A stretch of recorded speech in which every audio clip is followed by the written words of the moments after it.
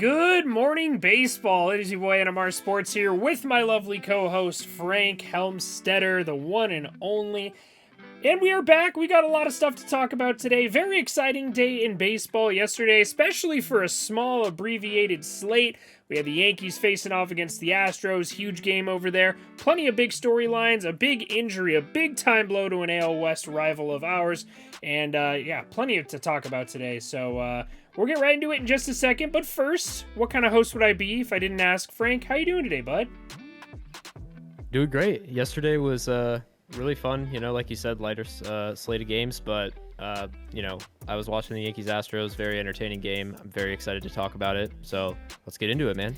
Hell of a game, bro. I was watching it at work. I was getting paid to watch it. If you're my boss, I was not doing that. One of my bosses does subscribe to me, actually. But that's beside the point. I'm sure he's not watching this, right? Nobody watches these videos. But without further ado, let's get into talking about what happened in the game of baseball last night. What the heck happened in the game of baseball yesterday? Starting off with the Miami Marlins with a 3-2 victory over the Colorado Rockies. I feel like every game in this series has been a one-run ball game. The Marlins kind of specialize in that. Alex Colomé did get the loss in that one. His ERA moves down to 2.63. It's kind of a good scenario if you get the loss and your ERA moves down there. The Braves win another one-run game over the Giants. Pretty much every game in that series was an exciting one. Kenley Jansen with his 19th save of the year, and Kyle Wright with his 8th win of the year. I'll probably be seeing him in LA in mid-July. The Dodgers finished off a sweep of the Cincinnati Reds, broke out the brooms, as they should, Not rocket science there. Clayton Kershaw with his 5th win of the season. Good to see him back out there healthy. The Pittsburgh Pirates tried their best to choke against the Cubs, but they found a way to hold on with a 8-7 victory in extra innings over there. The Guardians lose a frustrating one in Minnesota. 1-0 loss, and they are tied once again for the AL Central lead. The Brewers, I believe, retook the NL Central lead. I have to look that up. I believe they are tied. They both have a 40-32 record now. All right, so very the close. Brewers tied the NL Central lead there with a 6-4 lead over the St. Louis Cardinals. We had a heartbreaking one in Oakland for 2 different reasons. Big injury we're going to talk about later for the Mariners and the A's. Frankie Montas, 7 no-hit innings, and they end up losing the game. Luckily, he didn't get the loss, but they lost on 2 wild pitches, bro. Like, I saw some tweets about how this was the most obvious, blatant tanking I've ever seen in my life, but we'll talk about that later. The Yankees with a walk-off over the Astros in Houston. Lots of fuck Altuve chants, unfortunately. Grow up, Yankees fans. Grow up. Come on. It was long enough. It was like 10 years ago, right? 30 years ago, something like that. That's what it feels like, man. Those COVID years. 30 years there. Orioles, stunned. 4-0 shutout of the Chicago White Sox, the most disappointing team in baseball. Thank you for taking the attention away from the Angels. Last but not least, the Philadelphia Phillies with a 6-2 victory over the San Diego Padres. Bit of a surprise over there. Don't really feel like the better team won.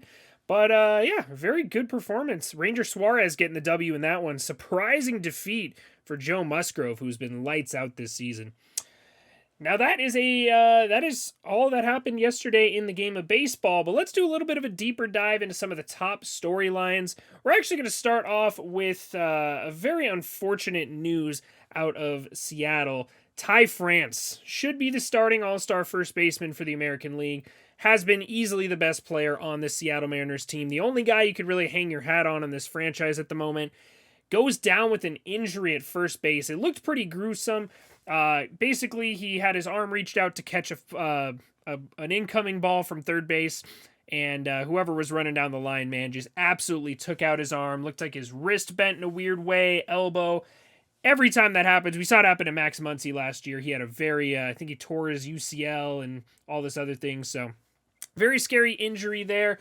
X-rays are negative, but the strength was there, he said, when they did all their, tests. He will get an MRI tomorrow. Now, if Ty France is missing even like a 15-day injured list stint, Frank, does this officially put the Mariners in the category of cooked? Is this a season-ending blow to the Mariners?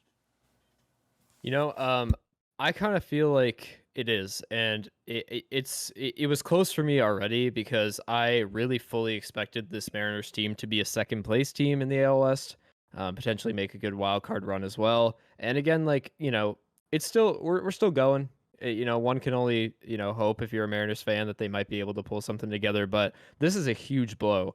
And Ty France, he was the one who tries to rally people in the clubhouse, was talking to them about their season, very fired up about it. I'm sure he'll still be a presence in the dugout regardless, but to not have him in the lineup is a huge blow to the squad.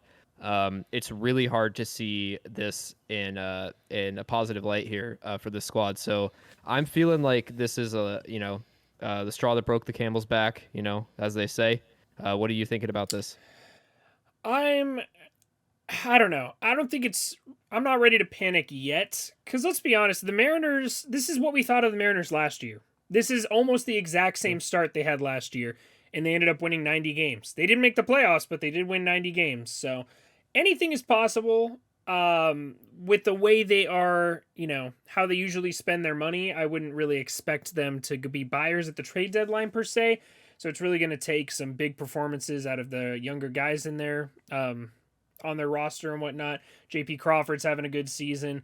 But they've had some other sizable injuries as well. Mitch Haniger was down. I think he's still down, if I'm not mistaken. I feel like I haven't seen him play in a while. I don't know. I am a little optimistic with this too. The fact that he said himself, the quote was, the strength was there. So he was able to, usually they test it, they move it each direction, see if there's any pain. They have you like squeeze things. They have you do like a throwing motion and stuff. Obviously, you can't always tell. I mean, I have a partially torn UCL from just pitching in high school, and players have pitched on torn UCLs before. So it'll be interesting to see. It is his non-dominant hand, as you pointed out when we were talking earlier. Yeah. So hopefully, fingers crossed. You never want to see a guy go down like that, especially, this is a huge blow. This is their franchise guy right now. So hopefully it's a short IL stint or no IL stint. Hopefully he can be back up in the next week or so. Yeah, I guess we'll just have to see how long it is, because if it's, an extended period of time, that could definitely be a blow. But I like your optimism. I think if he manages to get back in there pretty soon, I think maybe no harm done, very little harm done. So we'll have to see. Yeah.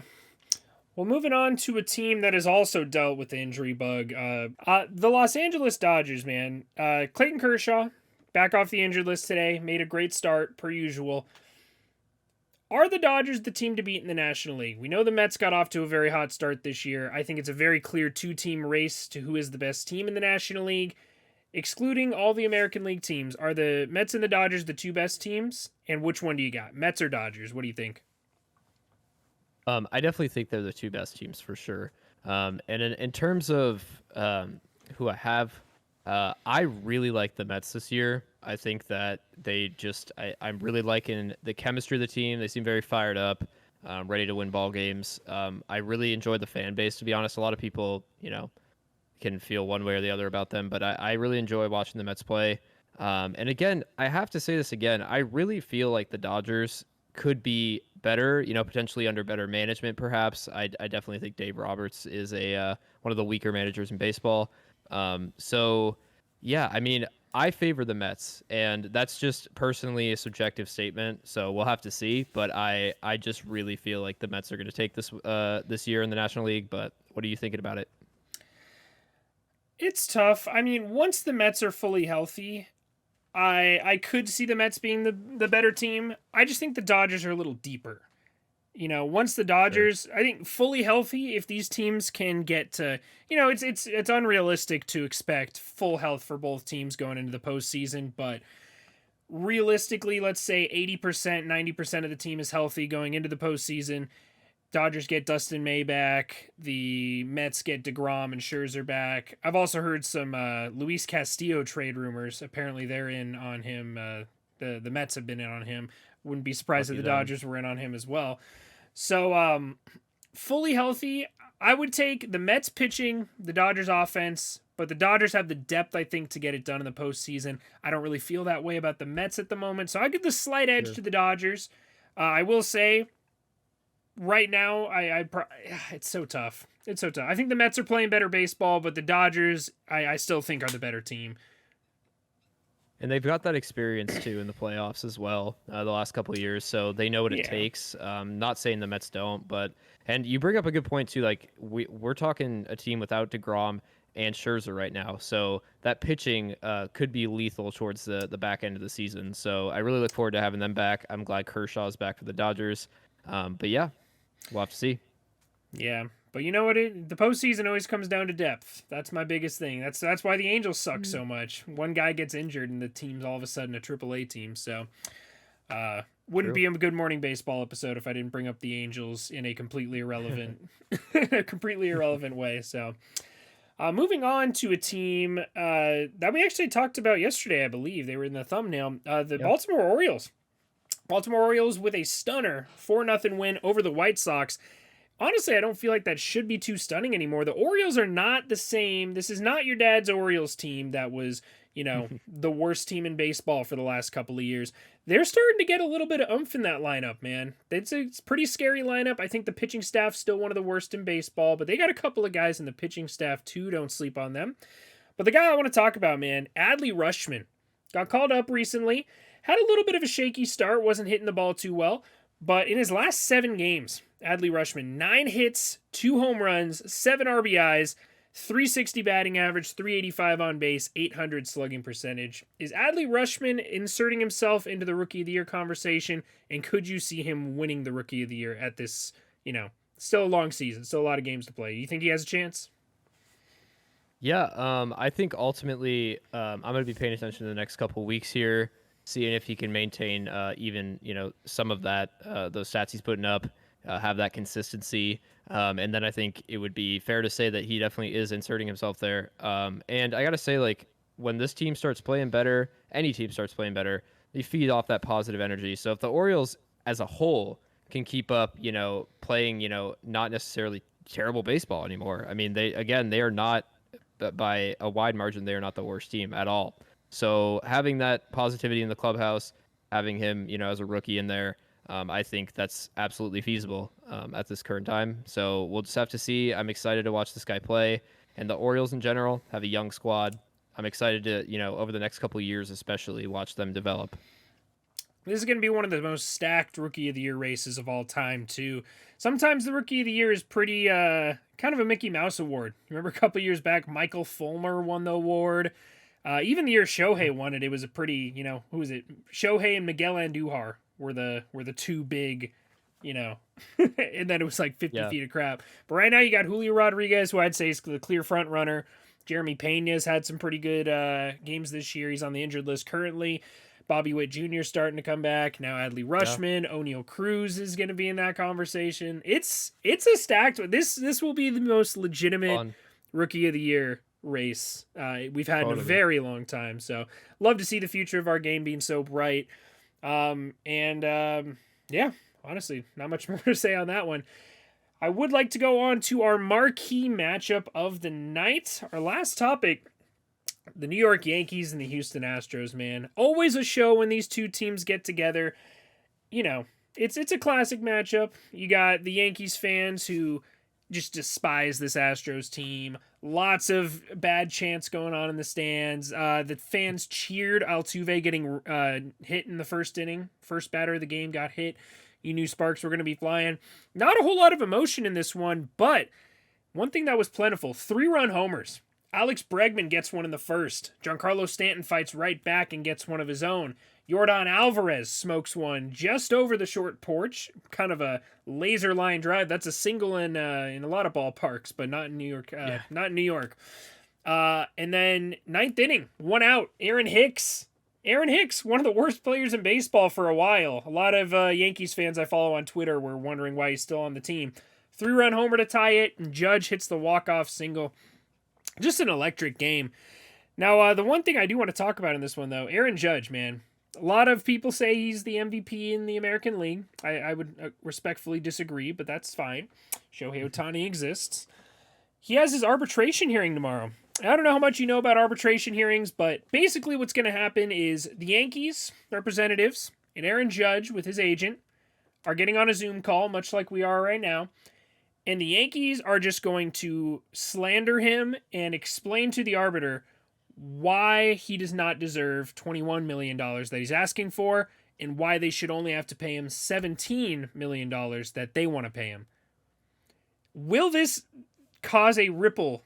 Will this damage the relationship that Aaron Judge has with the Yankees? And if he leaves in free agency, where do you think he goes? I think, honestly, man, this is probably the most like confident and like sure I've been of like an answer of an opinion I have here, and I think this absolutely is damaging. Aaron Judge is a stellar player, putting up like Mike Trout numbers at this current time. His WRC plus like 187, incredible. You know, he's at 27 homers, on pace to hit like 63 if he keeps that up. Just a phenomenal player, and we're talking here like this Yankees organization has is called the Bankies for a reason, right? Like they have money to spend. I understand from their perspective the need to, increase budget for free agency, but we're talking about a $4 million margin here. Aaron Judge is not asking for that much more here, and I think that doesn't really sit well probably with him to hear this organization absolutely, slander him after a walk-off win last night, playing absolutely incredible baseball. That to me, like if I were in his position, I would not feel very well liked by the organization, and that certainly would make me want to explore other options. And I know that would definitely make some Yankees fans upset. So it also kind of communicates to the fans, that they're not necessarily married to keeping him there. So yeah, I absolutely think this could fracture that relationship, and we'll just have to see what happens today. So it's crazy to me that this is even a conversation. Like, just pay the man. Fangraphs does a value of the players on, how much they were worth monetarily. Take it with a grain of salt. Fangraphs does a lot of these projections. They're usually wrong, but Fangraphs had him as a $31 million player last year. So the Yankees are saving $10 million, according to Fangraphs, by paying him what he wants. So, it would. Oh no, sorry. I think it was it was $43 million. Fangraphs had him valued at. So yeah, $20 million off. Just a nice little coupon that they found on the ground. I don't know, man. I think this year was so far is like 31. So even if you're going off of like how his performance is this year, I mean they're saving $10 million bucks. So it's just crazy to me that they would even it's crazy that argue. Yeah, I agree 100%. Yeah, I've seen a lot of. He's of fun to watch, man. Yeah, and I mean, if he hits the open market, man, this is going to be an all-out brawl. Steve Cohen made him money. He could be offering him $50 million a year. The Giants have emerged as a favorite. I don't know if that's just a favorite on Twitter or if it's a legitimate favorite. The Giants do have a good history of acquiring aging corner outfielders who can hit for power.